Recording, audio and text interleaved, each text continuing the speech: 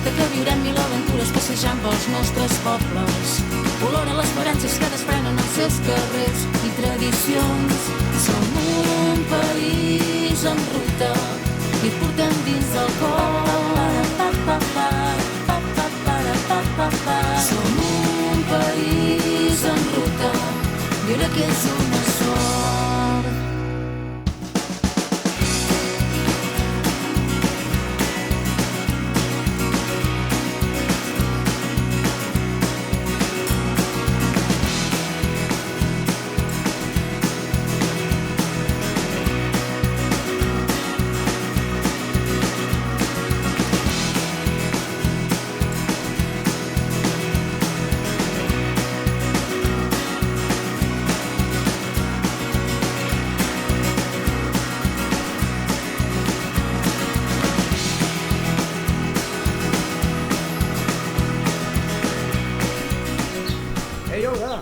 Albert, què tal? On eres? T'estava buscant. M'he quedat aquí badant, contemplant aquest paisatge fantàstic de la plana de l'Empordà. És que no m'estranya, perquè hi ha per quedar-s'hi aquí embabilit durant 3 dies. Benvinguts! Avui l'equip de País en Ruta es troba a Pals, a la comarca del Baix Empordà. Som a terra de tradicions, llegendes i arrossars. Exacte, un municipi que sap molt bé combinar el mar i la muntanya i on descobrirem un munt de coses per fer a nivell lúdic. Avui caminarem pels carrers de pedra del nucli medieval i també visitarem els arrossars i els productors de la zona i sabrem per què l'arròs de Pals és tan important. Una gran insígnia que, per cert, podrem provar, podrem tastar, no? I tant que el tastarem, Albert. Això espero. Escolta, i acabarem el programa amb so fresc i optimista de la mà de Toni Caiena. Per tant, País en Ruta obre les maletes aquí, a Pals, a la comarca del Baix Empordà. Comencem?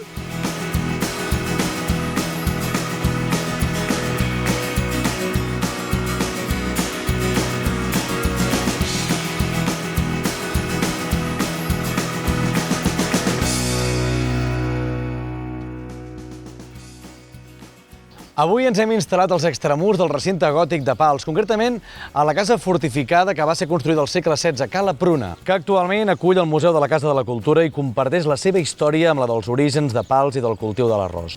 Durant l'edat mitjana, aquest mas, anomenat aleshores Mas Illa, fent referència a la família que l'habitava, resultava un dels masos més importants i moderns de Pals. Els seus propietaris es trobaven vinculats al comerç i a la comercialització de l'arròs. Documentació antiga ens parla de l'existència d'un molí arrosser a la planta baixa de l'edifici. Vàries reformes i diferents ampliacions a causa de les guerres que va suportar el municipi donen lloc a la casa que coneixem avui en dia. Actualment, Cala Pruna és a la Casa de la Cultura de Pals, acull una col·lecció d'eines del camp, una sala destinada a exposicions temporals de pintors i escultors i els estris del primer apotecari de Pals, el senyor Desideri Ferrer, cedits pel seu net, el senyor Mataró. També és la seu de dues entitats, la Comunitat de Regants i de l'Associació per la Defensa Vegetal de l'Arròs. Un perfecte punt de partida, Albert, per conèixer el present, passat i futur de Pals. I tant que sí, benvinguts a País en Ruta. Avui ens trobem a Pals, a la comarca del Baix Empordà, com dèiem abans, i en aquest cas venim per fer un programa que està ple de sorpreses. Però, entre d'altres, destacar que País en Ruta és un programa que ens poden seguir en els dos mitjans més potents que tenim al nostre país, que és a mitjans de la ràdio i la televisió.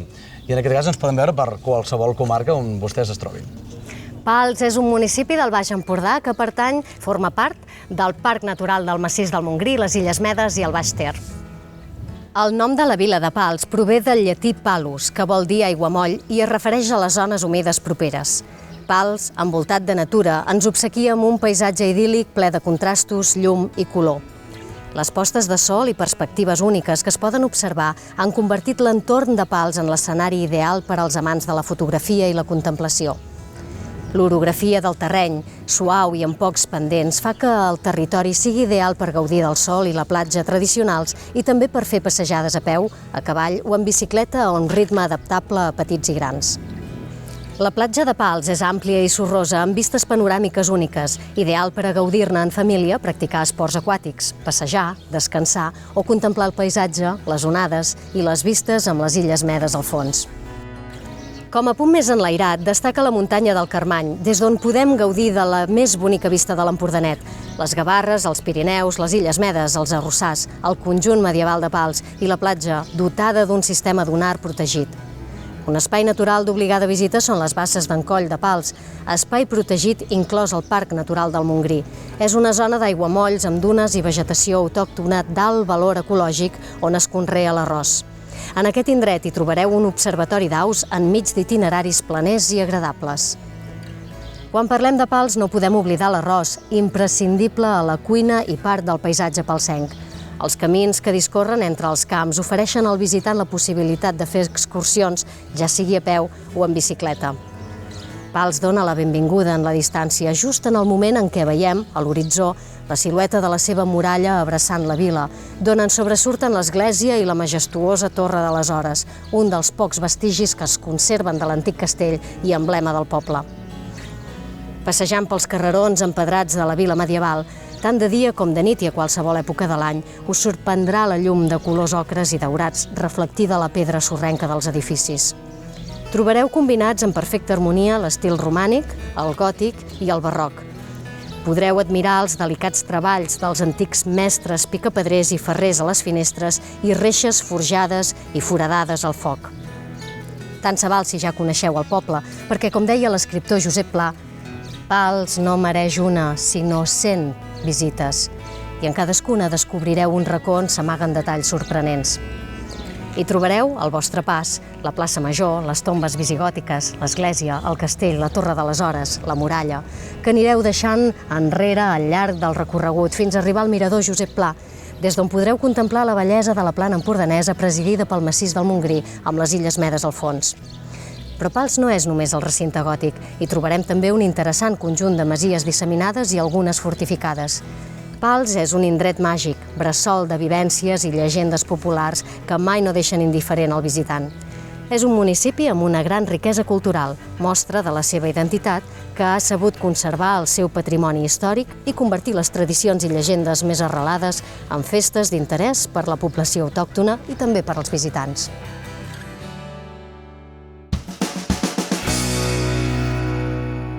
Bé, doncs donem la benvinguda a la seva alcaldessa, la Sílvia Monar. Sílvia, benvinguda. Hola, bon dia. Gràcies per obrir-nos tot l'equip del programa a aquest meravellós poble. No, i tant, gràcies a vosaltres per seguir.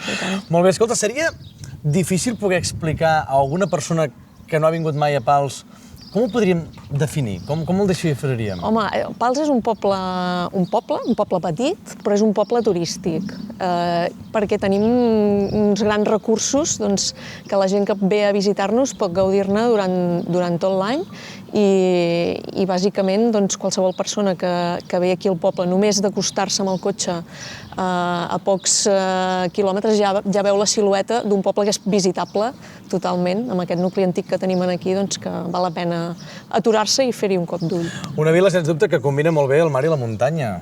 Com tu molt bé deies, és un poble que pot tenir vida els 365 dies de l'any, a la gent que vulgui venir-lo a visitar? Sí, tant. Tenim platja a l'estiu, evidentment, platja fantàstica, forma part del parc natural, evidentment és un altre valor afegit que tenim en el municipi, i a banda el municipi, el nucli antic, tota la xarxa de camins que tenim que es poden fer a peu, en bicicleta, vull dir que tenim molt de feina per tot l'any. Doncs, si et sembla, anem desvetllant fil per randa, a través de la nostra companya Olga, tot el que l'alcaldessa aquí ens està dient. Endavant, Olga. Doncs sí, Albert, som al costat vostre. M'acompanya l'Ester Reig, informadora turística de Pals. Hola, Ester. Hola, bones. Ara mateix som a la porta de la vila. La porta d'entrada o de sortida? D'entrada. A nosaltres ens agrada que sigui la porta d'entrada perquè és una porta molt maca, la més gran de la muralla, i perquè llavors veiem tota la pujada del carrer Major, que és molt bonica, i que hi ha també unes finestres on es veuen unes banyes de cèrvol que indiquen que aquesta casa era una casa noble. Els nobles eren els únics que podien caçar els cèrvols i bé, tenim aquesta referència. Ens agrada com una bona presentació. Una bona entrada senyorial al poble. Sí. I aquesta porta encara conserva les xarneres i què més? Sí, tenim les xarneres de l'antiga porta i també els forats del barrat. Quan es tancava la porta es posava una barra al darrere per tenir més protecció a la porta i per evitar que l'obrissin. D'aquí l'expressió del tancat i barrat. També havíem tancat i barrat les portes. Esther, per què trobem tantes voltes com aquestes al poble? Bé, doncs era una manera de créixer. Al poble hi havia unes muralles, per estar segur tothom volia estar dintre de la muralla i s'havien d'anar construint coses i al final comencen a dosar, fer aquests contraforts, aquesta mena de contraforts i fer parts de la casa. Deixen el pas per sota, però poden anar creixent les cases. I tota aquesta és la part visible, externa de les cases, però s'ha trobat alguna cosa a l'interior? S'han fet excavacions? Bé, molts de llocs, com grates a terra, trobes, no? I en el procés de restauració de la vila, doncs sí, s'han trobat tombes, s'han trobat una sèrie de vestigis que també es poden veure passejant. Doncs som-hi, et sembla? Doncs vinga, i tant. Anem.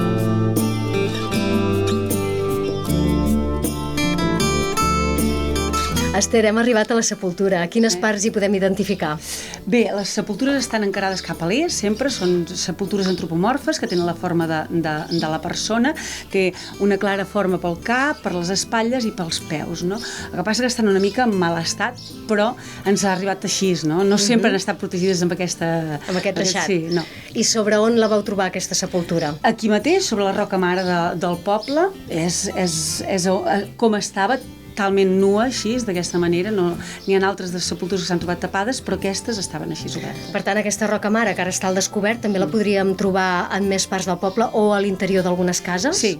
Hi ha moltes cases que hi ha parts de la casa, sobretot, evidentment, dels baixos, que estan excavades, escalons, trobem esgraons excavats sobre la mateixa roca, alguna volta, fins i tot, un trull, també el trobem directament sobre la roca, o sigui que hi ha moltes coses que estan fetes sobre la roca mare, sí, i tant. Et sembla que continuem la ruta? I tant, i trobarem una torre que està a sobre de la roca, també. Doncs som-hi.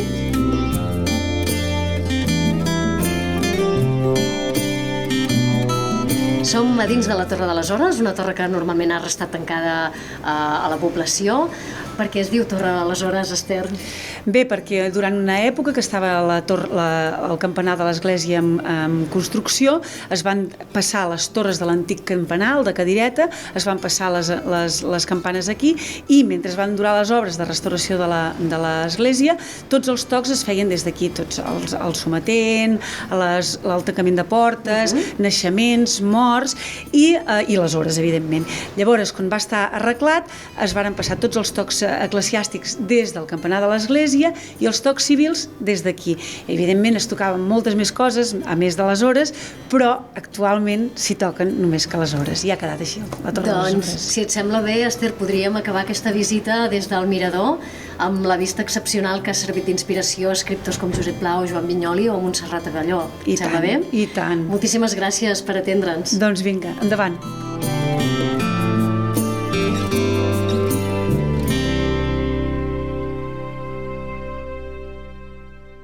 Un paratge, sens dubte, formidable, el que ens presenta l'Olga, juntament amb l'Esther. Moltes gràcies. Bé, continuem parlant amb la seva alcaldessa, amb la Sílvia, i clar, hauríem de parlar del plat estrella, que seria l'arròs en aquest municipi. I a nivell institucional, com es presenta a tenir una campanya? Perquè no només és la campanya, suposo que és tot l'any, no? Sí, fem activitats al llarg de tot l'any perquè l'arròs és un recurs que a nivell turístic i promocional ens dona molt de sí, perquè hi ha un munt de restaurants que poden oferir el plat típic d'aquí, que és l'arròs a la cassola, i llavors sí que intentem seguir amb la tradició, perquè és una tradició del segle XV, el tema de l'arròs. Per tant, nosaltres a nivell institucional el que fem és intentar mantenir aquesta tradició fent la plantada tradicional de l'arròs, que es fa el mes de juny, dintre de l'activitat que es diu Planta Tapals, que normalment és el segon cap de setmana de juny, i sí que s'exhibeix en un camp, allà in situ, com es feia tradicionalment. Els nens poden venir, els encanta perquè es posen de peus a l'aigua i planten l'arròs de la manera que es plantava abans, i llavors es fan un seguit d'activitats relacionades amb el tema de l'arròs. A banda també, al mes d'octubre, principis d'octubre, segons la collita, es fa la sega, que també és la sega tradicional de l'arròs, que és com ensenyen com es feia antigament tot el tema de la recollida d'això. Això s'acaba normalment amb una arrossada popular en el camp mateix, que també la gent, sobretot la gent de fora, perquè la gent d'aquí ja ho té molt vist també, però la gent de fora està molt bé perquè és una activitat molt maca i a l'aire lliure. Bé, tindrem reportatges després perquè l'Olga crec que ja ens està donant pas perquè està en un dels arrossars que ens vol donar a conèixer el seu molí i una mica com treballen. El tema gastronòmic de l'arròs us marca molt aquest producte, no? Sí, nosaltres fem la campanya gastronòmica de l'arròs. L'any que ve serà el 25è aniversari, per tant, doncs, haurem de muntar alguna cosa especial, però, vaja, en principi és una activitat que, ja et dic, fa 25 anys que la fem i la majoria de restaurants del municipi participen. És un menú preparat en base al plat típic, que és l'arròs a la cassola, i que es pot gaudir durant, normalment, la primavera, un mes i mig. Tots els restaurants poden acollir la gent i oferir els seus menús a la gent que ve de... Et prometo que en parlem durant tot el programa, que lògicament és l'estrella del plat, com deien, del programa. I independentment, hem sentit a parlar, quan hem vingut aquí, que ens han parlat d'un Sit Slow. Què és el Sit Slow? Sí, la Sit Slow és una xarxa de municipis que ve originària d'Itàlia i hi ha un munt de països que en formen part i ciutats de tot el món, que nosaltres en som part des de fa molts anys aquí en el municipi, i amb el que es basa és en fomentar un estil de vida, amb una qualitat de vida bona per a tots els veïns de les ciutats. Pràcticament és fomentar les tradicions, el que dèiem, nosaltres vam instaurar allò de la plantada, allò de la sega, amb el tema de l'arròs, etc. Doncs una mica per això, per mantenir aquestes tradicions i tenir una qualitat de vida com tothom voldria gaudir, en un poble, amb un desenvolupament sostenible. La pregunta seria obligada a comentar-te. Com es veu Pals d'aquí uns anys? Cap on voleu arribar? Bé, nosaltres volem l'excel·lència, bàsicament que els veïns se sentin còmodes, que puguin viure amb aquesta qualitat de vida que parlem i que puguin viure també d'aquest turisme que evidentment ens porta molta vida, tornem-ho a repetir, però aquí en el poble.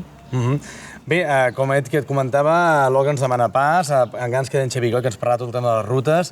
Ha sigut un plaer tenir-te aquí al plató amb nosaltres. Gràcies a vosaltres, I que, gràcies a vosaltres per ensenyar-nos coses que gent que des de casa o a través de la ràdio encara no sabien d'aquest poble. Tenim racons per descobrir encara. Doncs nosaltres intentarem fer-los tots. Molt bé. Gràcies, Sílvia. A vosaltres. Bé, Olga, explica'm d'on surt aquesta meravella de l'arròs. Endavant. Gràcies, Albert. Doncs estic amb l'Albert Grassot, productor d'arròs del Molí de l'Estany de Pals. Hola, Albert, què tal, com estàs? Molt bé, merci per venir. A vosaltres per rebre'ns. Ens agradaria saber, Albert, quantes hectàrees hi ha dedicades al cultiu de l'arròs de Pals? A la zona de Pals hi ha unes 650 hectàrees. Se cultiva alguna coseta més cap a l'Alt Empordà, a la zona de Bellcaire i a Castelló, que en total són unes 1.000 hectàrees. Perquè ens fem una idea, diríem que Pals és el segon lloc o municipi de Catalunya gran productor d'arròs. Correcte. El que passa és el germà petit, és el granet de sorra, perquè si ho comparem amb el Delta, que estem parlant d'unes 20.000 hectàrees, estem parlant d'un granet de sorra. Però en canvi trobaríem moltes varietats d'arròs. Sí. I a què es deu que hi trobem tantes varietats? Bueno, per exemple, si parlem de casa, una mica hem buscat una varietat concreta per cada plat, o que sigui idònia per elaborar un plat. I centrats una mica amb els arrossos tradicionals o antics que es cultivaven aquí, a la zona de Pals. Perquè aquests arrossos tradicionals seria el que donaria la varietat autòctona de Pals? Sí, una varietat autòctona, que estaríem parlant del Bahia, no? I una varietat més antiga, que seria, per exemple, el Bomba.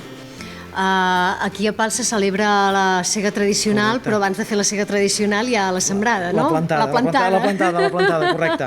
Sí, a mitjan juny es sol fer la plantada, que aquesta sí que es fa a mà, i hi ha una demostració, inclús el públic pot entrar i plantar, i algun dels vells, dels avis que encara ens aguanten, doncs ensenyen com se fa, i llavors aquest mateix tros, a l'octubre, es sega a mà, es fan les garbes, etc. En aquest cas nosaltres col·laborem cada any i el que els hi fem és el planter. Som els únics que fem planters encara i els hi fem un trosset de planter per poder arrencar llavors aquests plançons i trasplantar-se. De fet, aquest planter seria una mica el tret distintiu de la vostra empresa, no? Sí. Que planteu... El fet de que plantem i no sembrem.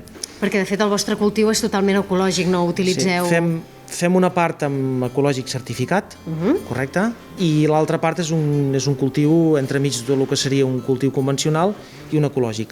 Defugim d'utilitzar adobs químics o fitosanitaris, tot i que de vegades et toca fer-ne servir algun. Avui ja n'hi ha molts de qualificació ecològica que fa 10 anys, la veritat era un drama, quan deies qualificació ecològic havies d'encomanar al cel perquè no tenies armes per poder lluitar contra les plagues i les malalties. Avui ja hi ha molts de productes que tenen qualificació ecològica i que t'ajuden. Un cop recollim l'arròs, què en fem d'aquest arròs? Bueno, l'arròs un cop surt del camp no es pot elaborar directament, necessita un procés de secatge i un procés de conservació. I vosaltres el sequeu aquí, Sí. Nosaltres tenim una era encara, que la vàrem reformar amb formigó, l'estirem 2-3 dies com a màxim, i llavors tenim una secadora de ventilació de baixa temperatura, això és molt important, és un invent també dels japonesos, dels amics japonesos, que és molt lenta en comparació a les secadores industrials, però que te fa un secat molt correcte, molt idoni a tots els grans, i no alteres la composició física del gra. Llavors aquest gra es conserva durant tot l'any, el que gastem a l'estiu el tenim a les Sitges, on hi fem aire fred i sec per conservar-lo, i d'aquí anem extraient cada setmana el que necessitem per fer les comandes. És a dir, que empaqueteu setmanalment la quantitat d'arròs segons demanda, Correcte, sí. És a dir, que el consumidor quan rep aquest paquet d'arròs pot tenir la garantia que està ingerint un aliment, com aquell que diu, acabat no de collir, perquè parlem d'un procés d'un any, però sí d'envasar. Correcte. O sigui, nosaltres treballem com si és una manera de treballar molt natural, perquè realment el que tenim a dins de la sitja i en el graner són llavors d'una planta vives. Llavors els matem en el moment que fem el pelat. Clar, entre que el peles i que fas l'elaboració i l'envasat poden passar 8-10 dies. Estàs parlant d'una llavor molt fresca. Estem parlant d'una llavor, d'un gra d'arròs que té els aromes, que té una textura, té una absorció de l'aigua i dels caldos que utilitzes per cuinar-lo, molt bona i molt diferent d'un arròs que porti 6-7 mesos o més elaborat. Albert, abans d'acabar aquesta entrevista, com que tenim espectadors per la televisió i oients per la ràdio, quina és la vostra pàgina web per si volen entrar i tafanejar una mica? Mira, és www.arrosestanydepals.cat. Doncs moltíssimes gràcies per atendre'ns. A vosaltres per venir.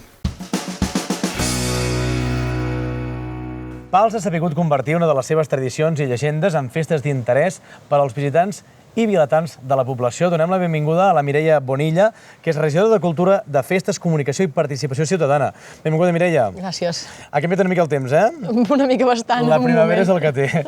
Escolta, de les festes en feu moltíssimes. Quines en podríem destacar, per exemple, les més importants? Moltes. La Festa Major, dic que és de les més importants. Que en teniu 3. Tenim 3 festes, sí. Tenim Festa de Pals, Festa dels Masos de Pals, Festa de la Platja de Pals, per tant, 3 festes majors. Ara tenim una nit d'espelmes, que va ser el primer any, l'any passat va ser la primera edició, i aquest any esperem tornar-hi.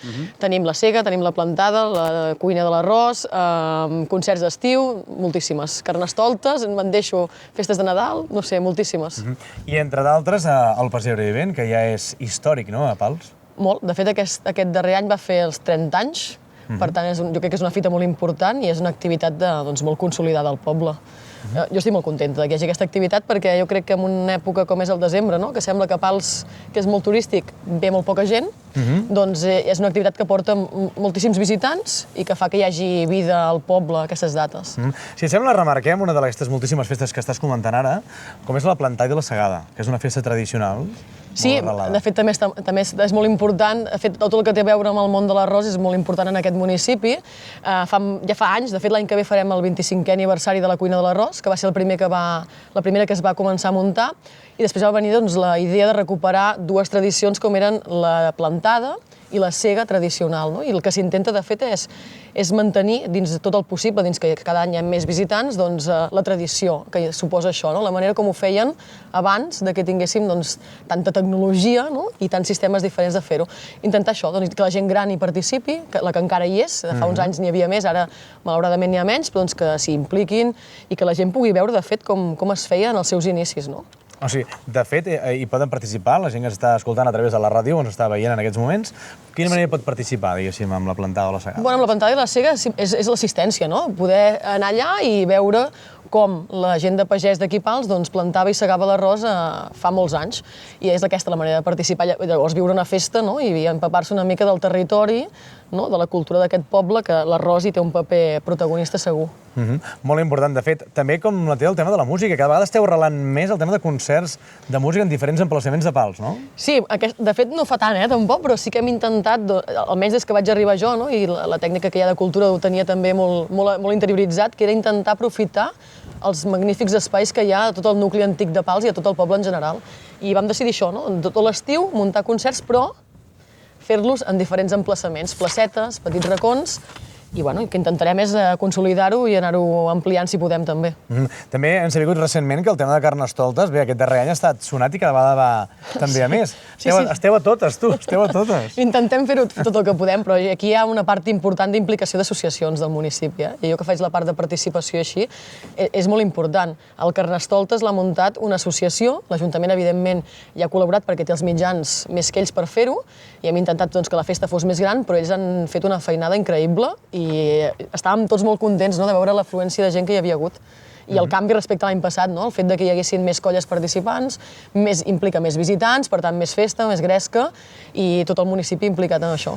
Doncs s'ha de veure quina és la pàgina web que tenim d'informació per saber i seguir totes aquestes festes. www.pals.cat seria la pàgina web de l'Ajuntament, i llavors doncs, xarxes socials, Facebook, Twitter, i això. I tenim un butlletí, però la gent potser no hi té tant d'accés, a part de la gent que no és de Pals, però seria això, pals.cat, i després, doncs, xarxes socials.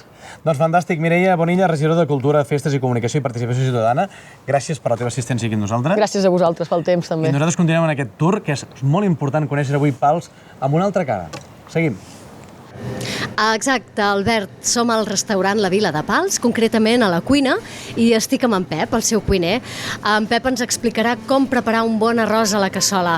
Hola, Pep, què tal? Hola, ¿qué tal? ¿Cómo estás? Bé, doncs, quin és el secret per preparar un bon arròs? Però explica-m'ho, sisplau, per gent com jo, que som nefastos a la cuina. Vale, bueno, el arroz que hacemos aquí es un arroz especial de molde de Pals y el secreto el sofrito que hacemos aquí cada día, hacemos un sofrito muy bueno, ¿sabes? Y sobre todo tenemos un sofrito también de un poco de mezcla, un poco de sepia y un poco de cardero empordà. Y empecem, si voléis. Comencem a fer-lo? Doncs som-hi. Vale, fem l'arròs en la cassola, encendemos el foc. Vale, añadimos el sofrito, una por persona más o menos, 2, 3 y un poquito de sal. Ajá. Vale. Aquí vamos a saltear el arroz bien. Ajá. Que vaya cogiendo el sabor del sofrito, de la cebolla, de la sepia. Vale. Lo daremos ahí que salteamos y ahora vamos a echar un poquito de caldo. Perfecto. Así más o menos. Un poco menos. 1, 2, 3, 4. Y ahora los muslos. ¿Por qué le estoy echando las cigalas y los muslos? Para que le da un poco de aire de mar. Ajá. Sabes que tenemos aquí las sepias que tenemos, pero sobre todo un producto de escamarlán y muslos frescos le da un aire, un plus, digamos, de sabor, de frescora. Y esto... I quina és la millor varietat d'arròs per fer un arròs a la cassola? La mejor es el arroz mole de Pals. A mí me agrada mole, es un arroz muy bueno, siempre se queda al caliente, al punto, nunca se te pasa. Y aparte tiene mucho mejor, ¿sabes? Es un producto al 100% y aquí lo trabajamos siempre. Ahora lo voy moviendo, ¿sabes? Que cómo se queda como un arroz cremoso, buen sabor. Y ahora voy a echar un poquito más de caldo. Ajá. Estoy añadiendo poco a poco. Perfecto. Y ahora lo voy a echar una mica de sal. Sobre todo por gustos, una mica de sal y pimienta. Perfecto. Voy moviendo. A mí me agrada molt el arroz, ¿sabes? Y también fem la mismo sofrito, fem la paella mixta también, está muy buena. Es una manera de trabajar este sofrito, creo que en muy pocos sitios. Hay sitios, digamos, la casa, las abuelas y tal, a lo mejor conservan esta manera de trabajar el sofrito, pero hoy en día en la cocina, pero y sobre todo que me gustaría, es un sofrito al día antiguo, pero siempre la gente le agradece mucho. Clar. Ya no echamos ni cangrejo ni nada, es una receta de hace muchos años y lo estamos conservando bien y cada día nos da más triunfos. Sí, sí. ¿Ves? Ahora le voy a darle, ya sé que está cogiendo, ¿ves cómo está quedado? Con su escamarlán, con su cepilleta, con su costillón, con escamarlán, un arroz. Perfecto.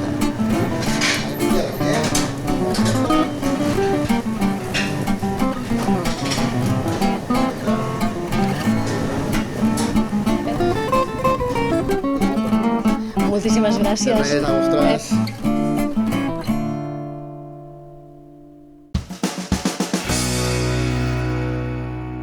Com sempre, contem amb els millors productes locals de la zona i no podien faltar el plat estrella, que és l'arròs. Aquí tenim productes variats als dos molins, del molí i de l'estany de Pals, i en aquest cas també tenim la cervesa, que l'ingredient principal és l'arròs. I amb arrels palsenques tenim el vi del Tocat de l'Ala i el Malloret, productes que deixen un molt bon sabor de boca. Entrem a la secció de ple de Girona Excel·lent. Saben vostès que és aquell segell que atorga la Diputació de Girona i la Cambra de Comerç, aquells productors i productes de molt bona qualitat a les comarques de Girona. I en aquest cas, a una terra tan important com és els arrossars i els arrossos de Pals, hi ha un segell distintiu al Molí de Pals. Avui tenim el seu representant, que és en Josep Clausell, representant comercial. Josep, benvingut. Bona tarda. Bona tarda. Com estem? Bé. Bé, Fantàstic. Escolta, hem quedat meravellats quan hem anat als arrossars i hem començat a gravar tot el que hi feu i tot el que porta fer un bon arròs, perquè suposo que tot té el seu secret, no?, amb les seves varietats que vosaltres esteu produint en aquests moments. Sí, clar. Pals, l'arròs és una forma de vida, de tota la vida, i llavors es cultiven diferents varietats d'arròs i tot té la seva història i el seu secret. Vull dir, això... Que no desvetllarem, no? Que no desvetllarem. Bueno, alguna cosa haurem d'explicar, no? Què podríem dir que té l'arròs, aquell gust tan distintiu respecte a altres arrossars d'altres comarques, no? Sí, bueno, principalment són tres formes, tres coses. Un seria el microclima que tenim aquí al Baix Empordà, seria un. L'altre seria l'aigua que prové del Ter, una aigua que porta molta durícia. I la tercera i molt important és la tardança amb la recollida. Pensa que l'arròs de Pals d'aquí de l'Empordà és l'arròs que es cull més tard de la resta. De tot Espanya. Sí, per tant, ha de tenir aquesta qualitat i aquesta consistència perquè està molt més temps al camp. Com més temps està més madurat. Més madurat està, sí, perquè tenim unes varietats de maduració molt llarga. Bueno, també n'hi ha de primabrenques, però també n'hi ha de molt llargues. Tenim entès que formeu part d'una comunitat de pagesos que us dediqueu, diguéssim, als arrossars. Sí, bueno, aviam, el molí és una petita empresa familiar. Vull dir, no hi ha cooperativa a Pals. El que passa que el grup de pagesos, que està entre 20 i 22, l'any 1994 es va formar el que és l'ADB, que vol dir Associació de Defensa Vegetal. Vull dir, és una associació que el que fa és vetllar pel bon cultiu, fa un control sistemàtic de les plagues, de totes les malalties, i també es fa un control des de la sembra fins a la recollida. Per tant, tenim una tècnica associada amb tota la pagesia que, a més de la nostra feina que fem, ens ho controla tot. Per la gent que ens estigui escoltant a través de la ràdio o ens està veient a través de la televisió, es preguntarà, escolta, jo puc tenir l'oportunitat de veure com es fa això? He tingut entès alguna del xiulet de Pals, és cert? Sí. De què es tracta el xiulet de Pals? Doncs que, a més de l'arròs del molí de Pals, a part de cultivar, elaborar, envasar i comercialitzar arròs des de l'any 1983, doncs també des de fa uns anys tenim un trenet turístic que es diu el xiulet de Pals. Per tant, també es poden agafar excursions des d'aquí, de la part del casc antic de Pals, i fer tot un recorregut i acabar en el molí de Pals, on allà es pot entrar, que també tenim el molí antic, que l'estem dedicant a fer un museu, i per tant allà dintre, allà la gent pot entrar, se'ls fa tota l'explicació pertinent i veuen els arrossars, veuen totes les varietats d'arròs, i el que vulgui comprar també ho pot comprar. La gent que ens està veient o escoltant es preguntarà, i quants quilos es poden arribar a recollir en una temporada? Aviam, estem parlant de que aquí a la zona aquesta de l'Empordà de Pals aproximadament hi ha 1.000 hectàrees d'arròs. Per tant, 1.000 hectàrees d'arròs vol dir entre uns 6 milions de quilos d'arròs que es recullen. Per tant, és molta quantitat. Què passa? Que com que només som dos molins, que tots dos són petits i familiars, llavors no podem absorbir-ho tot. Estem parlant que potser a Pals es queda 1,5 milions de quilos d'arròs i la resta pràcticament se'n va amb altres indrets, principalment a la zona del Delta. Però som empreses petites i no podem absorbir-ho tot. I exporteu fora del país? Nosaltres sí, el que passa que exportem en petita quantitat, no? Tenim alguns restaurants a França, a Anglaterra, a Holanda, inclús a Melilla. Però, bueno, pensa que, clar, per la quantitat d'arròs que tenim, ens estimem més vendre'l a casa, arreu de Catalunya, perquè pensa que l'any passat una de les 3 varietats que fem, doncs vam estar 3 setmanes sense. Per tant, anem cap a una producció limitada. Hi hauria moltes preguntes, pel temps se'ns acaba. Sí, com el cicle de l'arròs, per exemple. Exactament. I jo el que et proposo, Josep, si acceptes un repte important. L'acceptes? I tant. M'acompanya, sisplau, si podeu entrar al plató, perquè, clar, gràcies, Sandra. Gràcies, Marc. Gràcies. Aquí ens ho preparem. Moltes gràcies. Merci. Moltes gràcies. La gent estarà preguntant, clar, i jo, si vaig a un restaurant, com puc detectar que aquest arròs és el de Pals o no d'un altre lloc? És difícil? Aviam, l'arròs de Pals, el que és molt característic és que és un arròs molt gustós en boca. I a més, moltes vegades té un punt granyal, o sigui que no és tan cuit com altres arrossos que et queden realment pastats. Llavors, quan el poses en boca, notes molt la diferència.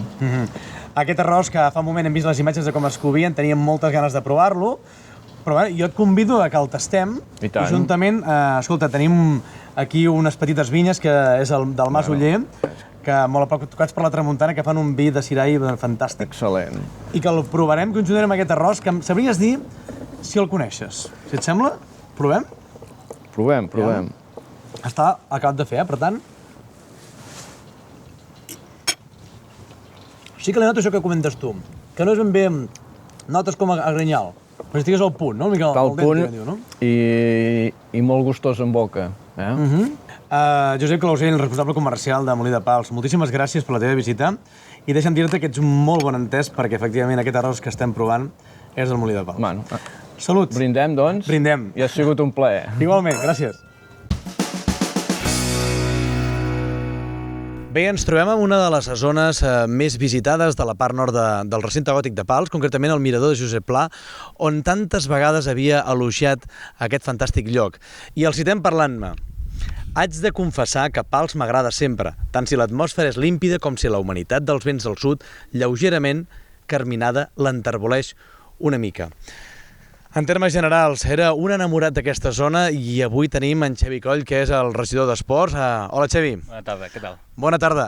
Escolta, Josep Pla ho ha elogiat molts cops aquesta zona, però suposo que a nivell d'esports i de rutes en tenim moltíssimes, no? És fantàstic, Pals és fantàstic, des de rutes a peu, en bicicleta, a cavall, amb segway, esports de platja, no ens ho acabem. Bé, en tot cas hauríem de començar parlant de la marxa dels arrossars, no?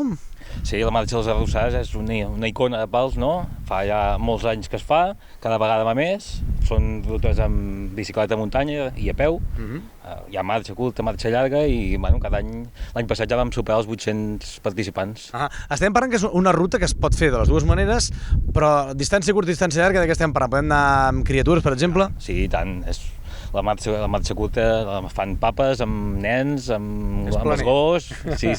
Molt bé, i què seria? Per la marxa on tenen els arrossars plantant l'arròs, així? Sota la zona dels arrossars de Pals i també després se'n va cap a la zona de la platja i ja la llarga se'n va cap a la zona del Carmany. Per la gent, ara que deies del Carmany, què ens ofereix Carmany? Carmany és una muntanya i ens ofereix, podem anar a córrer, podem anar a caminar, podem anar a caçar bolets, podem anar a caçar espàrrecs. Vistes espectaculars des de les medes, ara veiem aquestes imatges, són fantàstiques, les vistes que ofereix el Carmany. I després tenim la zona de platja. La platja què ens ofereix a nivell d'esports i de hobbies i d'oci? La platja potser a l'hivern potser no tant, però a l'estiu, doncs clar, a part del que va fer tothom a la platja, tenim caiacs, tenim surf, tenim kitesurf, tenim una infinitat de... De coses a fer, no? En aquest cas, què destacaries si et diguessin, escolta, Xavi, digue'ns a nivell de pals la insígnia, l'estrella, diguéssim, d'oci? Estrella d'oci, doncs la natura. Els camins, Pirinexos, tenim una pila a l'estany de Pals, on podem anar a caminar, a córrer, en bicicleta, Carmany... Tenim de tot. Bé, per més informació cal adreçar-se a l'oficina de turisme en aquest cas? L'oficina de turisme, per internet al visitpals.cat i a les xarxes socials, que també és un tema que li estem donant molta volada. Molt bé, doncs Xavi Coll, regidor d'Esports, moltes gràcies per la teva entrevista i en aquest cas visitpals.cat, oi que sí? Això mateix. Vinga, doncs nosaltres seguim. Bé, doncs acabem País en Ruta, però amb música de la bona, des d'aquí de Pals, del Baix Empordà, amb un cantautor que de ben segur que deveu conèixer les persones que transiteu per les comarques gironines. Toni Cayena, benvingut. Molt bona tarda. Escolta, bona tarda. Ho dic perquè qui no t'ha vist? Qui no t'ha vist o t'ha escoltat alguna nit d'aquests locals que accepten música en directe, que per cert, que tant de bo hi hagi cada vegada més llocs aquests, no? I tant, home, ja està bé com està funcionant la nit i els bars. La música en directe s'ha d'anar a veure, la gent ha de cuidar-la i nosaltres estamos ahí para darlo todo y que no falte nunca esta actitud nocturna musical y de buena onda que tenemos aquí los músicos y de l'Empordà, ¿no? Que tenim una terra increïble i hi ha uns músicos aquí terribles i, claro, tenemos que estar ahí. Això volia dir jo, perquè les teves influències musicals d'on parteixen? Com es barregen? Hi ha moltes influències, no? M'agrada molt el rock and roll, el funky, el soul, vinc també una mica muy del sur también, mi pasta, ¿no? Mi familia es de Sevilla y de Cádiz, pero nascut aquí somos cataluces andalanes, ¿no? Com dic jo, és aquesta barreja, no, que hi ha, però bueno, hi ha influències de tot tipus. M'agrada Brian Setzer, James Brown, Otis Redding, y también me flipa Kiko Veneno, Raimundo Amador, Camarón de la Isla, ¿no? De mil influències que després surt lo que te sale a ti, no? Natural, després, con la música, que és aquesta fusió, aquesta explosió d'estils, no? Com es defineix el disc, y al fin y al cabo no hay que ponerle una etiqueta a la música, a cada uno le sale lo que le sale de dentro y ya está. Ahà. El teu darrer disc, Reinventar-se, un disc que val a dir que, escolta, posa les piles al més deprimit, perquè ets un tio que parles de la vida quotidiana cada dia, però amb un optimisme brutal, ¿no? Això, com es menja això? Hay que darle, ¿no? La resolución. Lo bonito de la vida es saber empezar de cero siempre. Y el disco pues explica un poquito esto, ¿no? Cuando todo el mundo podemos tocar fondo, pero llega un momento en el que tienes que resurgir, reinventarte y salir fuerte de las cenizas, ¿no? Y el disco pues lo define muy bien. Perquè bàsicament aquestes cançons les has escrit tu, totes? Home, totes les he escrit jo, evidentment. Per tant, tu pots escriure una... Suposo que són experiencias que te han pogut passar, podríem dir? Sí, es un poco autobiográfico el disco, evidentemente. Sí, es una mica obert en canal d'Antoni Cayena, ¿no? Sí, un poquito ahí desde las entrañas, ¿no? De les entranyes. Como los cristales, ¿no? Jo ja t'ho dic, com estàvem presentant abans d'entrar en directe, pensava, quina cançó li pots fer tocar a Antoni Cayena? I escolta, n'hi ha tantes i tantes varietats, però possiblement una de les més que poden escaure avui és el Faro. No? De què ens parla el Faro? Sí, home, el Faro, un tema muy sentido, ¿no? Porta un missatge muy... de algo muy fuerte que se te va, ¿no? Cuando se te va algo muy fuerte a la vida y lo quieres agarrar y estás esperando esa luz, ¿no? Que vuelva a iluminarte y volver a cogerla. Y cuando quieres algo más que a tu propia vida, ¿no? Y te sientes como un perro abandonado. Escolta, doncs mai millor dit, de la mà de Visceral Records, Toni Cayena, si et volen escoltar, on podem saber on actues? Xarxes socials, Facebook, Twitter, Instagram, i després hi ha puestos on vaig fixa cada setmana, com és el Lola Café de Girona, que està allà al barri vell, al carrer La Força, que vaig cada dimecres, a vegades dijous, depèn, dimecres dijous, però normalment estic els dimecres, i a Platja d'Aro a la Faràndula, que toco cada setmana, també he alternat algun divendres i dissabte, però cada setmana estic allà a Platja d'Aro. Si el veuen i l'escolten es preguntaran, però aquest senyor no para mai? No, no para mai. Us deixo amb Toni Cayena des del Reinventar-se, amb la cançó El Faro, i que tinguem molt bon País en Ruta. Ens veiem la setmana que ve. Adéu-siau. Sort.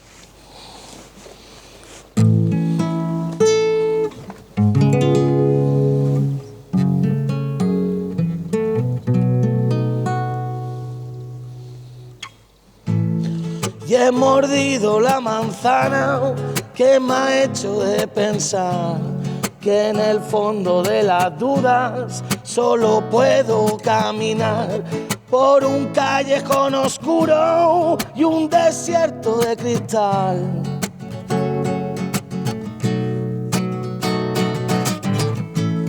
Coger el tren de la noche con el que suelo escapar y para que me lleve al mundo donde puedo dibujar y una gorra marinera para ser el capitán de mi barco de madera. Bajaré de nuevo a mi bodega y entre botellas lloraré. Bajaré de nuevo a mi bodega y entre botellas lloraré.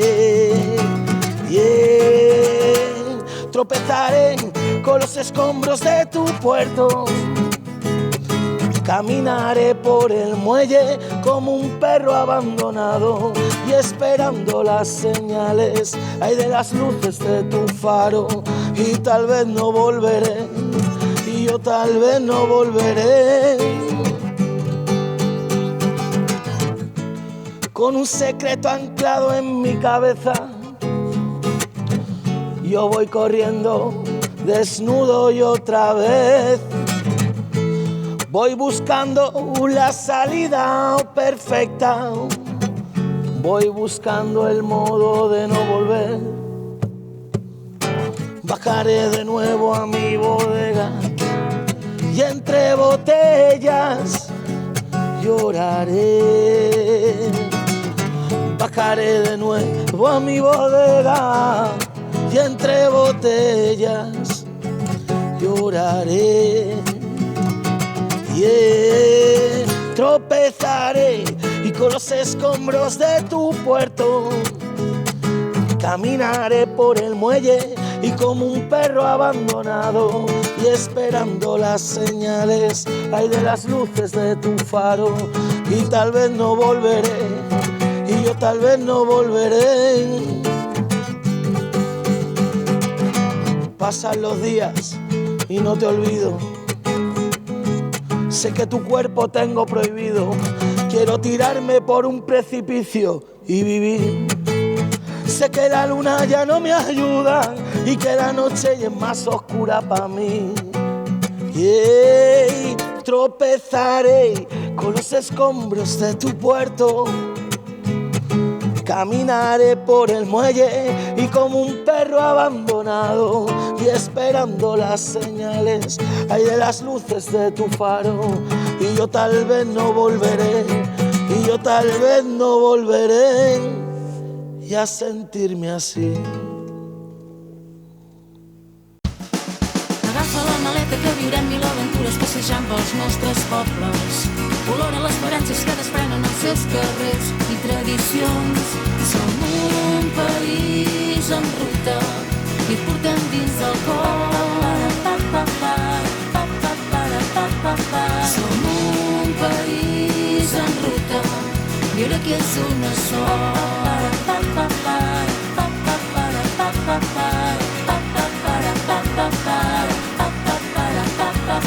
Som un país en ruta i portem dins del cor. Som un país en ruta, viure aquí és una